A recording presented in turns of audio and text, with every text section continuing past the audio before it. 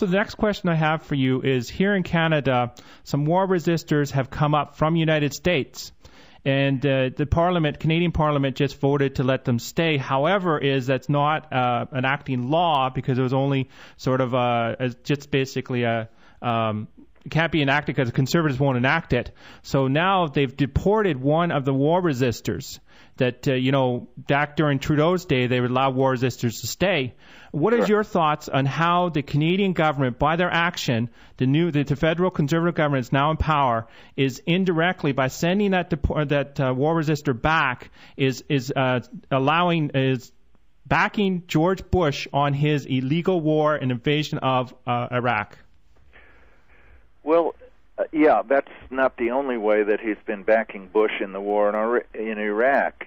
Many people in Canada don't realize that their government is heavily involved in Iraq, that Canadian warships and soldiers were involved in the original shock and awe, that the Canadian military has provided logistics support, that there are 3,000 Canadian military in Iraq as volunteers, that a Canadian general was second in command of all the forces in Iraq for early in the war, and that by taking a major role in Afghanistan, Canadian forces have freed up American troops for service in Iraq. And, of course, Canadian troops have paid dearly for their activities in Afghanistan. It seems every couple of weeks I read about another Canadian soldier being killed. So there's heavy involvement there already. But, I don't want these things to happen to Canada.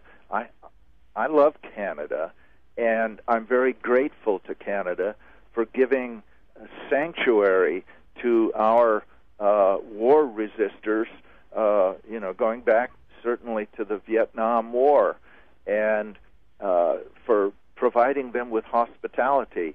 And I think to turn that around and start deporting folks back to the U.S. Because they are conscientious objectors to illegal wars of aggression, I think it's a shame, and I hate to see it. And one of the titles of my talk that I will be giving in Canada is, Can Canada Escape Domination by U.S. Corporate Powers and multinational corporations? The multinational corporations which are now dominating the U.S. government have their sights firmly set on Canada as well. And if they are successful in implementing this Strategic and Security and Prosperity Partnership, or North American Union, it is totally anti-democratic. It is set up strictly for corporate profits, and it will mean that the people in Canada will lose their civil rights just as we have lost ours in the United States.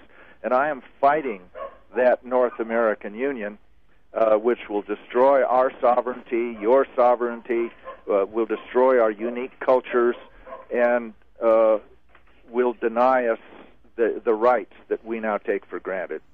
Yeah, and also one of the corporations, if I may point to, is Lockheed Martin, who was involved with the Canadian census in 2006. What Lockheed Martin did was they're the largest producer of weapons in the world.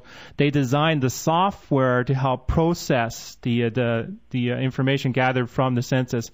As I was saying when I interviewed Sandra Finley, what happened? There's possibility that it could be some sort of backdoor to access to the program, which could give the war machine access to the information. So that's another way how Canada is now in danger with NAFTA. They basically, we've allowed our sort of one of our fronts to open up, and it's like we're becoming extremely weak to defend ourselves. We only have about 2 minutes left. If you could quickly leave us with some last inspirational words, and we're extremely looking forward to hearing you on this Friday. Well, first, folks can check out my website, thepatriots.us, and there's a lot of information there. I spoke in Toronto a few weeks ago. I'm looking forward to being in Vancouver and Victoria, and I took one of my granddaughters into Canada once, and she was scared. She says, "Will we be able to get back? They're not free up there. My teacher told us that the United States is the only free country in the world." And I told her, "Look, you're going to be okay. They're freer in Canada than we are in the United States." My job is to keep it that way and for us to gradually regain our freedoms here.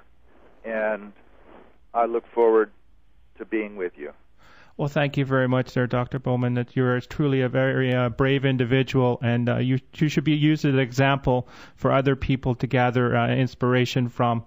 And I'd just like to thank you again for coming on. Thank you very much for coming on, Dr. Bowman. Thank you. Okay, this is COOP Radio 102.7 FM, CFRO. You're listening to Monday Brown Bagger. My name is Reginald Angus Argue. This is August 18th.